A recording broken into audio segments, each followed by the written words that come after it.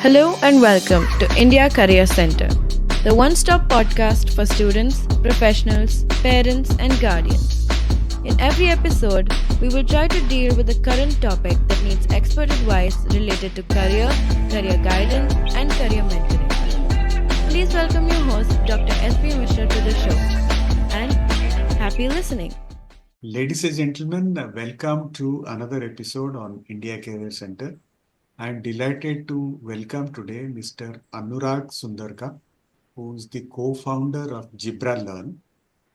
And Jibra Learn is doing something very innovative in the field of book publishing, and which is what attracted me towards. I came to know about it through LinkedIn, of course, and then we connected. Uh, what I found it very interesting, and it is connected to my story as well, because I launched my first book in 2024 through another publishing house, and that's how I learned about what happens in publishing. And when I came across Jebra Learn through LinkedIn, I found it refreshingly different and new. And that's how I tried to reach out to Anurag to have a conversation. And thankfully, he has agreed for a conversation today. So thank you, Anurag, for joining us today and sharing your journey through this conversation. So welcome to India Career Center podcast today. Yeah, hi, Dr. Mishra. It's been absolutely great coming here, and it's absolutely wonderful to be on the show. Fantastic. So, Anurag, while preparing for this conversation, I did look at, searched the Google to find out little more about you, apart from what I saw on your LinkedIn profile as well as on your website. What I found was that you started a few years back Jibra Learn as a educational platform, and from there you have completely transformed into a publishing house. So it's very interesting. So can you take us through this journey, how it all happened? So, first of all, thank you so much for having me. It's absolutely wonderful, and hello everyone for joining in.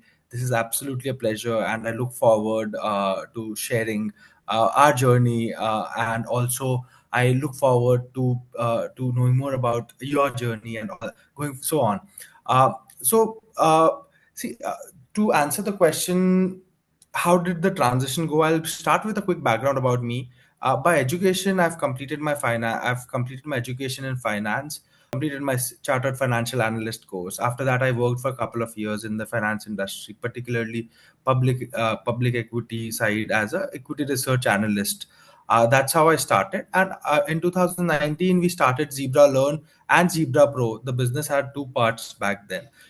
In Zebra Learn, we started as a learning platform. We were doing courses, more of courses then, because that was what was working then, and people, it still does, but that is at that point was a very hot space. So we started with that.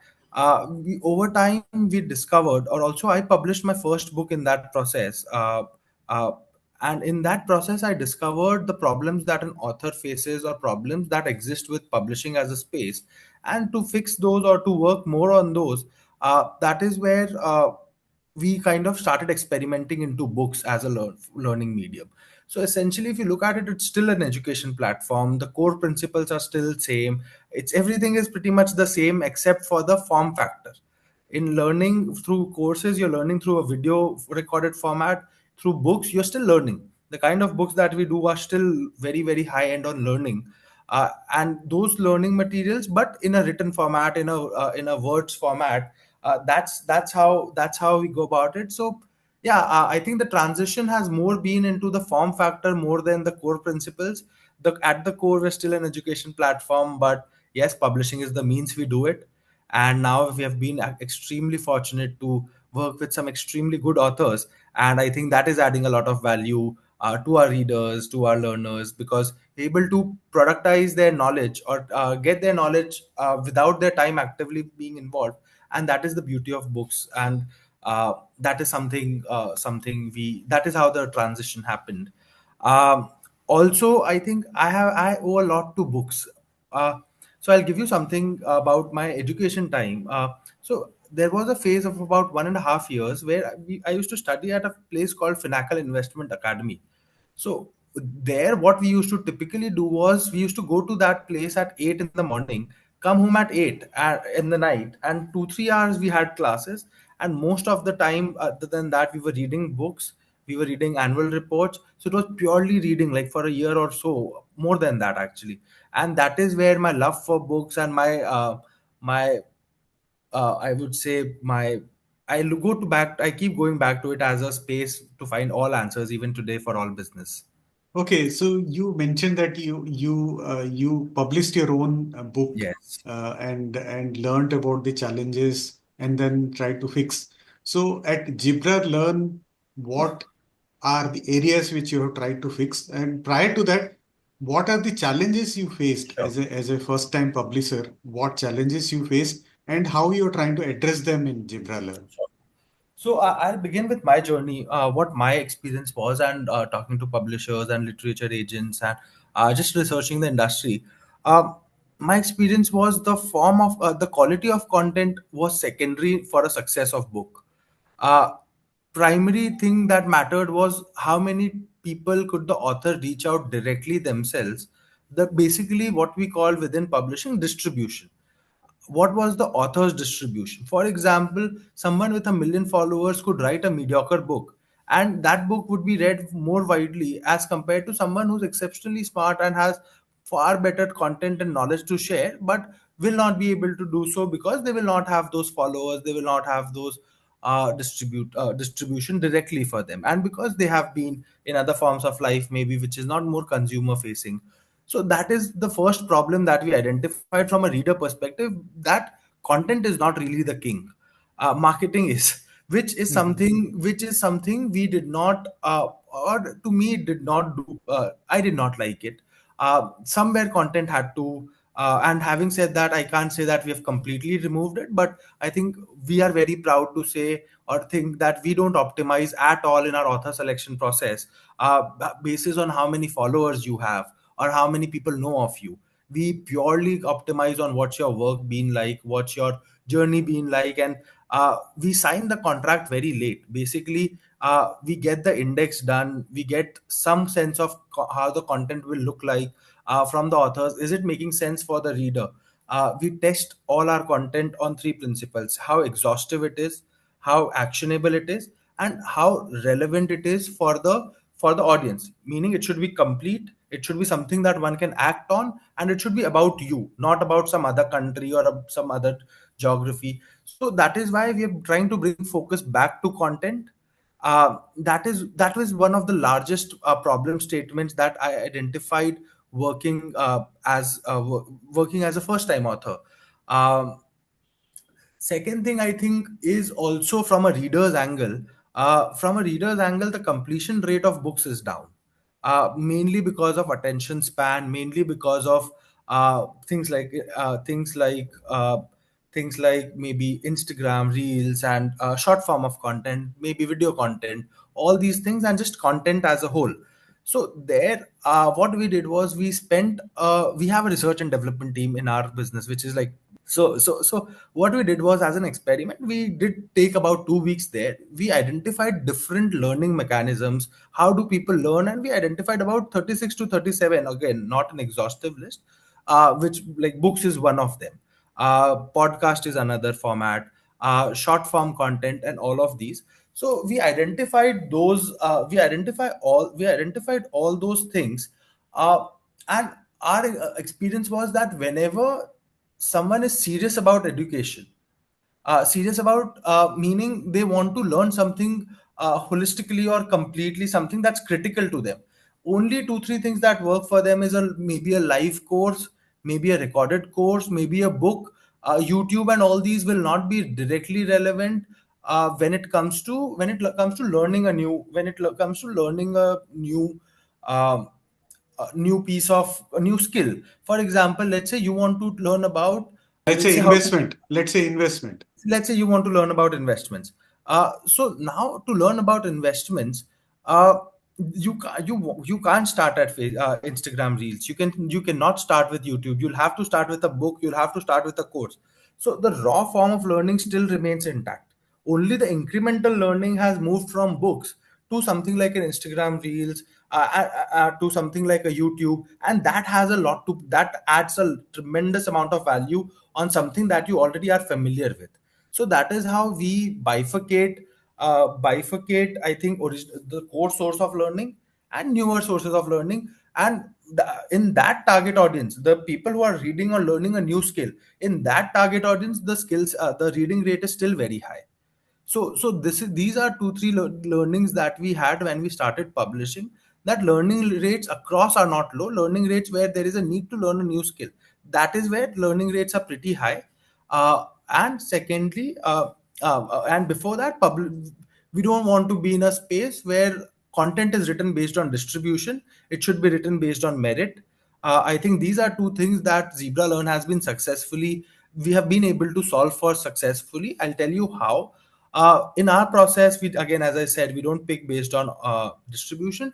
We bring in most of the distribution to the readers, to the audience, to the author, in for that matter. So that is why the author, in that sense, can focus purely on the book, the content, and then focus on the marketing side of it.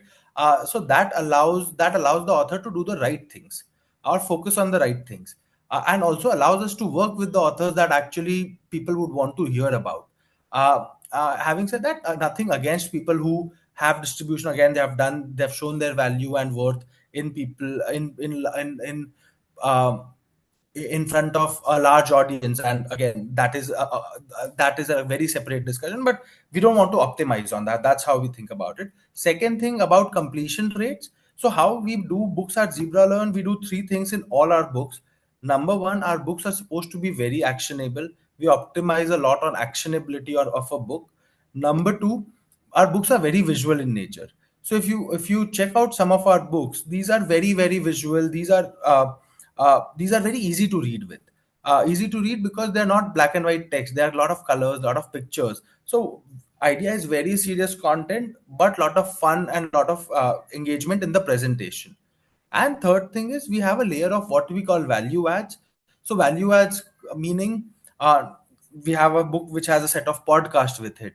We have a book which has QR codes with it. We have a book that has playing cards with it, that has a puzzle with it. We have a book that has a lot of personality tests with it. So on and so forth. What these things do is they make the book go beyond the book and make it very, very engaging.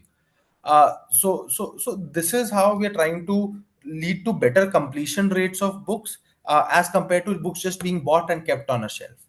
So yeah, I think these are some of the experiences that we're trying to solve for from an author perspective and from a reader perspective. That's fantastic. I mean, so when you are trying to help a author to write from the concept stage to the complete final manuscript, uh, your R&D team and your editor team, they are also constantly working along with the author. How is the process actually? Is it that suppose I approach you as an author Sure. with a manuscript which is Sure. already written? Sure. So will your team work on the manuscript to redesign everything and Sure. put creatives and things like that? How is Sure. it? So how it goes is, the R&D team is not really involved in the process. They are more from a business perspective. They're not from a book by book perspective. Uh, Having said that, they are the ones who are identifying these value additions, and they have a large list of some 80, 90 items that they can include. So how, to answer your question more directly, how it goes is, we typically don't start conversations when the manuscript is ready. We start conversations far before the manuscript is ready. Often it happens we are the one telling the author, "Oh, you should write a book because you really have something to share." These are people often not looking to write a book, but we come into the picture trying to package their knowledge because we really find value in their knowledge. So how it works is, we typically go about, we ask for two forms, where we are trying to understand their intent, their ability, their time, and all, and them better, the author better. And second, we get the index done with them. The index with us is extremely detailed. It can be 6 pages, 7 pages, 8 pages. The index, the topic, and these forms, that is how we take a call on that, whether or not do we want to even proceed with this conversation or not. Without these three, we don't even have a conversation. Once we get these three things, uh, and we work with the author, we talk to the author, we get a sense of how is it going. We still don't sign the agreement. After that, we move content to something called as submissions. We have an internal submissions team, which not every publisher will have, but some we do. Few of them have. So submissions team will, what they will do is, you will start sharing content with them. By this time, an agreement is generally signed, but an agreement where we are allowed to say no for a particular up to a particular period of time if the content does not come out too good. And then we keep getting the content. It can be in different formats. It can be in audio, it can be in video, it can be manuscript, all those formats. And if our team is validating that, approving that, that is where the author's work is being finished. And then after that, it's all our team, right? The publishing team takes care of it, and the author is mainly approving everything. So that is typically how it goes, end to end. The author is mainly involved in submissions and approval, uh, and maybe in terms of in the marketing, and in terms of uh, telling us more about the market, because it's their market more than ours. So yeah, that is how the process works. Okay. And how it is different from a traditional publisher? Is it not almost similar for any It big is. publishing out? It is similar in lot of ways, and it is not similar in lot of ways. I'll tell you places where it's similar. At the end of it, it's still a book. We Hmm. still are into the business of selling words. We are still right. The writer has to be exceptionally good. The editing of the book has to be done well. All those things are still in place. The book has to be market ready. The marketability of the book has to be checked. The content has to be checked. Someone there is also approving and taking a call on the manuscript. However, what we do is the quality of the people that we work with. These people typically might not be authors themselves already. These people might be, so there itself, I think the people that we are working with, we are able to attract people who are far more executive people as compared to, let's say, people who are not really active in the space or less active in the space. So we try to work with them. We get them. Most of the authors that we work with are still in office or in very good leadership positions, and we get them to work with us, um, to write books with us. And how it is not similar, I think our process is very long. Our process includes the design side and all that as well, which makes it longer. Our process, typically we get involved in the submissions part as well, which not a lot of larger publishers might want to. So we want to be very active on what is coming into the system and what is not coming into the system. I think those two things we do differently. Third thing is we've built something called as Zebra Learn Studio, which is basically a platform which uses a lot of tech to give feedback on our content. For example, we track things like how many punctuations are there per thousand words. So when you talk about how many punctuations are there per thousand words, if too many punctuations are there per thousand words, what that typically does is, that means your sentences are relatively complex. uh, Hmm. if there are uh, if there are how many proper nouns are there per thousand words. So what that does is it gives you how dense the content is. We also track things like uh, we these things, average length of sentences. So average length of sentences for us should not be more than 16 words, because that means that the optimization is on how tired a person will feel after reading 5 pages. So if there are Hmm. too long sentences, the person will read more, be more tired. Then we have things like lexical complexity, all those things, and these things help us take a more objective call on content just from a numbers perspective, and then obviously there is a subjective call as well in terms of how the quality is panning out. So those are things that we are working on. And third thing, I think what we are also doing is we take submissions in oral format. For example, how it works is, someone in office will not have time to write a book. So how we go about it is we ask them to come to our office for a weekend or maybe 3 days, and before that we do a lot of preparation for about 2-3 weeks with them. And they come to our office, they dictate the entire book, maybe in something like this. They dictate the Oh. entire book for 3-4 days, like 3 days. So that is about 30 hours, 25 hours of content. And then, so in that case, we are able to attract even the top of the top people who are in office, because everyone has a weekend but no one has 3 months. So these are some number, these are some things that we've been able to find success with. And yes. Fantastic. I mean, this is some of the amazing ideas which I heard, because I can correlate as a writer. I've gone through all this, so Yeah. it's good to know that there are some very, very interesting, innovative ideas which you have implemented. Uh, as you rightly said, end of the day, you are a publisher, and the books have to sell. I mean, that's the business model. No, no, Now, right.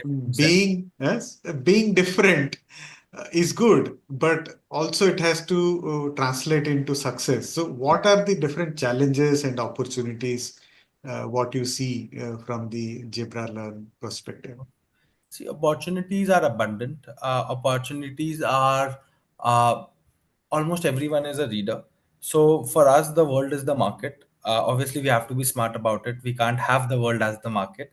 But we feel it's a very fairly large market. We think our product is incrementally better than the other products that we have, or maybe significantly better. But uh, it's little better. Again, uh, third thing is we think we use, or we our understanding of our understanding from a technical the tech approach, we really want to leverage that. I think that that is a big opportunity that's coming up. And I also feel fourth that we are very close to our readers as compared to other publishers, because that helps us understand them better, know them better, get to know more about them better. So these are some of the opportunities. The challenges in the space is, again, publishing takes time. I think that is the biggest challenge in the space. Publishing, making a book, and particularly for someone like us, where the process is longer, it is a slow process. So that is there. One, second, attention span is not something that honestly, I'm not the most worried about attention span, because our books are more need based. But the ability to the inability to sit long hours and go through a book, uh, even when you need it, that just leads to more mental friction in completing a book, even if you are going to complete it anyways. So that, I think, is something that will not affect the business immediately, but that, I think, is something that, from a reader perspective, is creating challenges for them itself, in terms of mental fatigue in reading a book. It's If I am reading a book and if I go back to two notifications and I come back to a book, my mind is getting more tired as compared to me continuously reading the book. So that mental fatigue is something that we don't realize immediately, but compound that maybe over few hours, not even few days, it really starts showing up. I feel that as a challenge, not from a business perspective, but from a reader's experience perspective. And also, third challenge that I see is subpar content going into our system. So if we are not very cognizant about the content that goes into the system, uh, or into our platform, or that will not be that will be something that uh, is a significant threat to what we do. Okay, I was actually trying to understand from the point of view of the external challenges with respect to the traditional publishing houses, the traditional distribution channel. So, how you are addressing those challenges? So we don't actively address those challenges, because we feel, even though we are in the same space, we are selling two very different products. Also, books is not a very competitive space. What I'm trying to essentially say is, if there are two good books in a space, both of them will get read. It's not going to happen that, okay, if an Apple iPhone is better, or a Samsung S series is better. You don't pick and choose. You In books, you buy both of them, and if you're serious about it, you'll typically end up reading both of them. The sequence of purchase may matter, meaning the first book that you're buying, the sales of that would be slightly higher, because those who are not reading the first book might not buy the second book ever. So that happens often, but it's not really a competitive space. Having said that, we don't look at distribution network very actively. We believe we would want to be as close to our readers as possible. We don't do that right now. Maybe we do it going forward. We don't do it. I am not. I don't have a very strong voice on that right now. Uh, Principally, we would want to be as close to our readers as possible, to know them better. And as far as traditional publishers are concerned, they do great at what they do. We do, I think, a good job at what we do. So even though it's same space or similar space, it's not really the same business. Hmm. So most of your distribution is actually direct on your Yeah. platform. How is it? So we get about 20 million impressions every month on Facebook and Instagram. We get about 15 million impressions every month on Amazon. So these are some numbers that we do. Other than that, our authors put together have a lot of users or a lot of followers on different platforms. They talk about our books, which individually that does not benefit us, but put together there is a lot of cross benefit that happens. Author A promoting or getting books traffic that sees author B as well, C as well, D as well, and vice versa. Third thing that we do is we also talk to creators, influencers, book reviewers to review our book and talk about us in the extent that share whatever they think of us. We almost never try to, or we never actually try to interfere with what they write about us. We don't get involved in what they're writing, but the fact that they're writing, that is important to us. If a book is not doing well or not well, I would want people to talk and say that it is not good, it is not a good book, because that gives us also feedback in terms of what we have not done well. Maybe we can promote that book less, we can push that book less, we can give less visibility to that book and give more to the books that are doing well or that are well written. So that is how we think about our business, and that is the reason why we want to be close to the readers again, as I've said numerous number of times already. So yeah, I think that is how we think about it. So earlier you were mentioning about your R&D team has done Yeah. research about different topics, which would be ideally the area where you want to focus and probably Sure. get publishing done. So is there a like a broad list to get a sense what are the areas? So I'll give you a very clear understanding in terms of what we look at right now, and that is a business choice more than any number. I think we understand. We started with finance because I come from finance. Radhika, who's my co-founder, she comes from finance, so we could get more involved into content. So that is where we started with finance. Going forward, we now a large part of books that are coming up is marketing. We have one of the best pieces of work on HR in the country by one of the best authors in the space on our platform. So, marketing, HR, finance, these three are our immediate term books. Uh, Other than that, tech is something that will happen. We are also doing recently, we have also done school kids, meaning not school kids, but class 6th, 7th, 8th, and ninth maths books. So these are some segments that we are looking at, and we feel that about 80% of our portfolio in the next 1 year will be in these fields. Anything outside that may be an outlier. We have books, for example, on operations, supply chain, all those things, but those are individual books more than categories. Okay, now going forward about the collaboration, author collaboration. So how does Gibraltar work with the authors to support and promote their work? I know, I mean, you mentioned that you pick up authors and you turn them into authors rather, people who are not actively as authors in the market. Sure. So how you support them in terms of the promotion? So there are two parts. One is obviously the writing end, but more importantly, the promotion end. On the promotion end, if the author has users, or sometimes what happens is they can promote it to their companies internally. Sometimes they have followers on LinkedIn. Sometimes they'll have followers somewhere on Instagram. Somewhere they'll be the size being different. Sometimes they get the book onboarded in their company's HR team. Sometimes they give us a lot of connects in B2B space. So those first things we start with is the author bringing in their connects, because generally what happens is that connect exhausts in like 2 to 3 months. All the people that they know of, their followers and all that, in first 2 to 3 months, they make the book visible and it is in front of them. After that, we go out in the market in discovering new audiences, or maybe to our own audiences that exist on the platform, and tell them about our book or about the author's book. And then the book is the hero more than anything else. It's not really the author supporting us or we supporting the author. Both of us have a common motive to get the book in as many hands as possible, and that is how I think it's a mutual partnership, where they give us ideas, we try to execute them, we give them ideas, they try to execute. And sometimes Some authors will have more time than others to get involved in the promotion activities, and we accordingly adjust our strategies to kind of find visibility for the book. Okay, so how do you work out the commercials with the author? Is it something which Yeah, you have as a standard, or it is flexible basis different authors? no, it's not flexible. We pay them a fixed royalty, almost every author, unless someone brings in very direct users.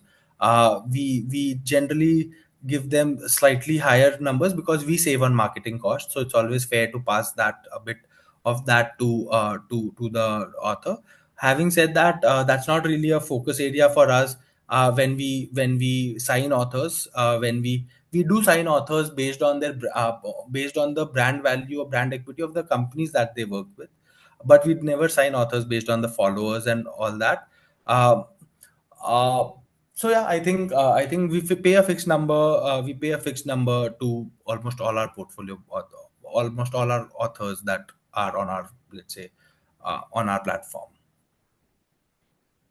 Okay, so we talked about readers. Of course, there are book readers. They will continue to be there, especially in the areas where somebody is wanting to pick up a new skill.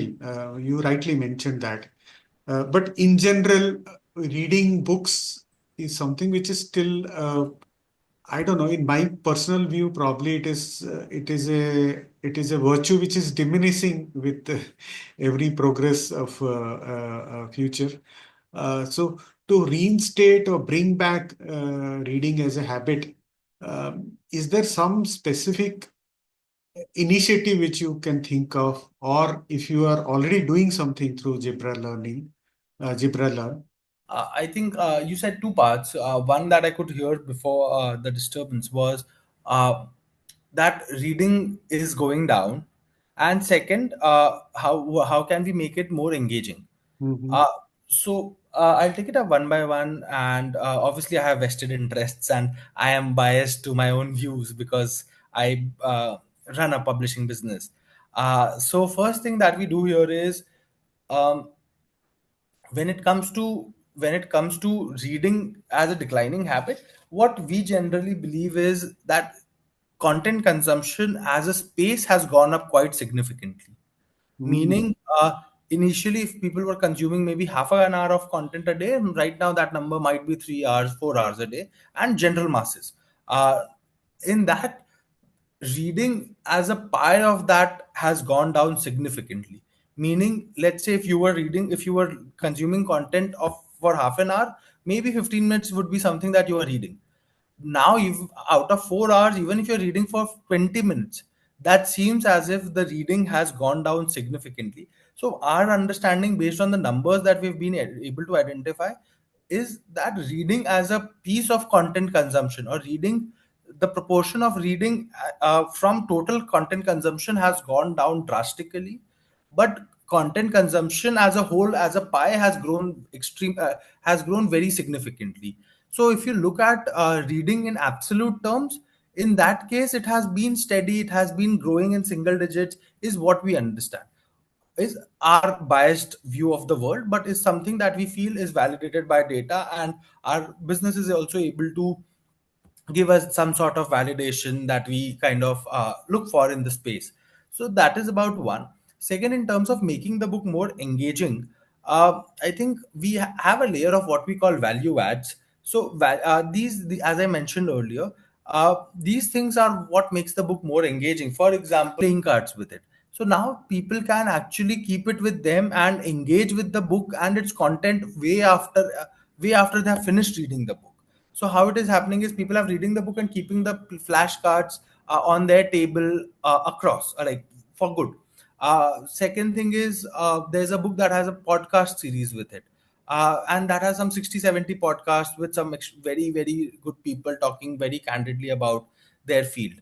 So in that case, that particular book is also doing, that particular podcast is something that stays far beyond the book. Third, there is a book that has, let's say, so we are doing a book called Emotional Marketing. In that book, there is a set of placards, or there is a set of which talks about different emotions that might be going, and different things that can express those emotions from a marketing angle.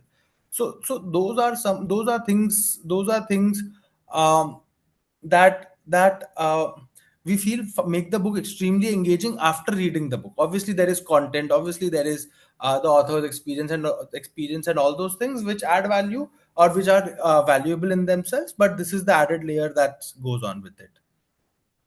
Okay, at Sempotech time, do you see Zebraland coming with their own physical stores across India and maybe some libraries called Zebraland? I mean, Libraries is it? not. Physical stores also, we don't find a direct reason to do it. We might want to place our books in some physical stores that already exist. We don't see we have so in our office we have some surplus space. So we have a small uh, shop slash library for people to come visit us in our locality, in our area, basically.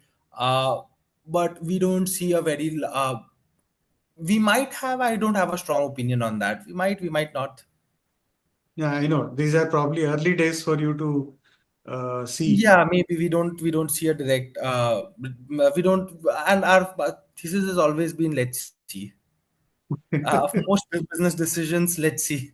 because because as you have more data, and sometimes you will not have data. So best of what you have when you need to take a call. Right now we're not looking for it, but when we are looking for, and even when we look for it, we'll start with some small experiment and get the data right, and maybe spend 2-3 months on that. And then if we decide to do it, then we'll do it very aggressively. I'm sure your shop come library will give you sufficient data later on to decide. What I have seen, knowing other publishers or other bookstores in the same space, is shop come libraries don't do well. Uh, Oh. Shops do well, libraries do well. Libraries also not much, unless it's a subscription business.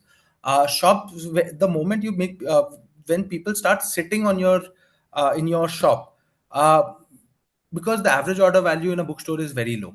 The average order value in a bookstore is typically 1,000-1,200 rupees, and let's say so value per walk-in in a store, that will be relatively limited. Let's say five people walk in and one of them buys, so every walk-in is worth 250 rupees, let's say, and I'm talking purely business math. So in that case, if that person is spending 3 hours in your space, uh, you will face difficulty from a rental perspective to justify that number. That's what the that's what our understanding is, and that is why stores do well. Events in stores do well, but libraries in stores don't do well. Very interesting. Okay. So, moving on, since you're in the publishing and sustainability is something which Sure. everybody talks about across all the fields in across the world. So, are you doing some things which are sustainable in nature in Sure. terms of your publishing process? Sure. You've pressed the right button. I think we are guilty of it, and that is guilty of it in the sense um, that we do cut trees for making paper. That is how papers are done. But lately, we've been trying to identify different paper sources that don't come from tree. For example, there's paper that come from bagasse. So bagasse, what exactly is? It's the sugarcane pulp after you take out if you take out once you take out sugarcane juice from it. So that kind of paper. There is artificial paper which comes out from not from trees.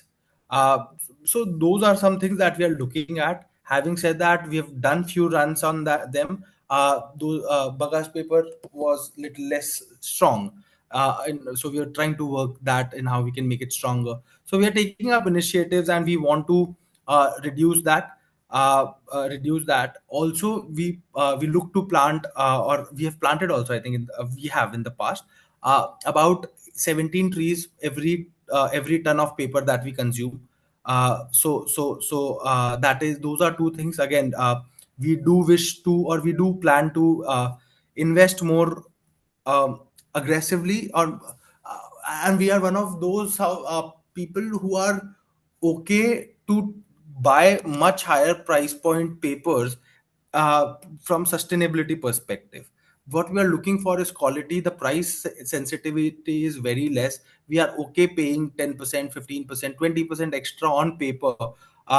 If it's not coming from tree, that's something that's personally very important to me. That is one thing that we are majorly solving for, and I think if we solve for it, I think that will help the second, in our packaging, we are moving as much away from plastic as possible. uh, but again, having said that, in rains and all those things, still at some places you are forced to use plastic.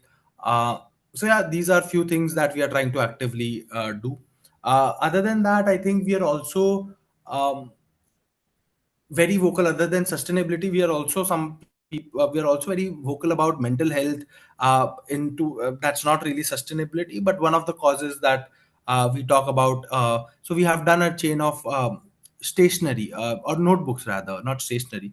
So those are all focused on the mental health theme, where we are trying to get people to do some activities, and not really mental health from a curative perspective, but mental health and its awareness, because books and notebooks do get a lot of impressions. So we feel that it's a good place to promote the agenda. Third thing that we within this itself, we try to always keep on top of our employees mental health, not really actively interfere with their life, because we don't find it as our space to get involved in uh, outside work things. But just an understanding of, let's say, out of five, how they're keeping up with their mental health, and maybe do that on quarter basis. Not a lot of this is from a curative perspective, just from an awareness perspective, so that we can be more compassionate, maybe at times more demanding, depending on how people perceive things differently. So these are, I think, some of the causes that we stand for, that are important to us. Important to me, about the trees part. We would definitely want to migrate to a zero footprint kind of environment. Working out on solutions to do that, probably a year from 1.5 years before now, we did not even have the scale of business to look at these solutions. But now I think we make enough environmental impact to correct them. That's very good. And if there is an aspiring writer who is actually watching us or listening to this conversation, what would be your advice to them? So I have two advices for them. One, just start writing, because there is absolutely no end to procrastination. I'm giving you a very important tip. You will not like your book. That once you write the 10th chapter, you will not like your first chapter. So you will anyways come back and correct it. So you can think of uh, creating the perfect picture in your mind and then start writing. But trust me, that's not going to happen. That's number one. Number two, I think, plan your book in advance. Don't start writing and plan it.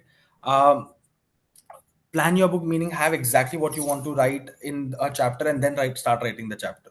Meaning list down the index of the book in clear terms, and then start writing, because you do not want to be, you're writing 250, 300 pages, so you don't want to be jumbled in your head. Work with an index. I think these two things are something that can help you get started. Third thing that we have also done is, I think I'll have it here. Personally, I have written this book. I have written a book called Bookpreneur on our platform. Uh, Probably go there on our platform, check that book out. Maybe this comes across as sales. That's not the agenda. The agenda is use that book that has two parts to it. One, in terms of legalities in making a book. Second, in terms of the publishing process and what all do you need and our suggestions on it. And third, in terms of how do you market the book on your own in the market. So that is something that is written, that is something that we write in that book. So maybe you can have a look at that. But broadly, the idea is just start writing, because you'll anyways go back and edit it multiple times. Fantastic. And if somebody is wanting to associate with you in terms of coming on board with your team as a writer, what they should do? I mean, So whom to reach out? for that, on our platform there is a tab called Become an Author. So you can reach out, you can click on that, and that gives you a form. You can create an account and fill up that form. That form gives us what you're willing to write about, and those things. You can also go to studio.zebralearn.com, and you can create an account there and fill up that same form there as well. Third thing, you can also write to authors@zebralearn.com. Our team will get back to you, uh, depending, like with the form and with all the details going forward. So these are three things I think how you can reach out to us, and take the conversation in a very concrete manner. We would love to talk to you actually, and even the books that we don't do, we learn a lot from them. So what happens? I'm curious to know. You said some books you actually don't sign up even after working with the author for some time. So Sure. what happens to that? So typically we suggest the author to go ahead with some other publishers. Okay. So idea is, once we start working, we discontinue mainly because of two reasons. One, the author's availability of time is not really there, and they expected it to be there, but that's not happening at their end. So what happens is, see, making content is easy, but going forward, the time commitment will increase for the next 3-4 months in terms of approving design and all those things. So we know for a fact that that book will not come out, and since we invest in most of the books that we do, we would want to hit books close in a particular timeline. So that is one, sir. uh, Second, we also discontinue book, and this is the larger reason.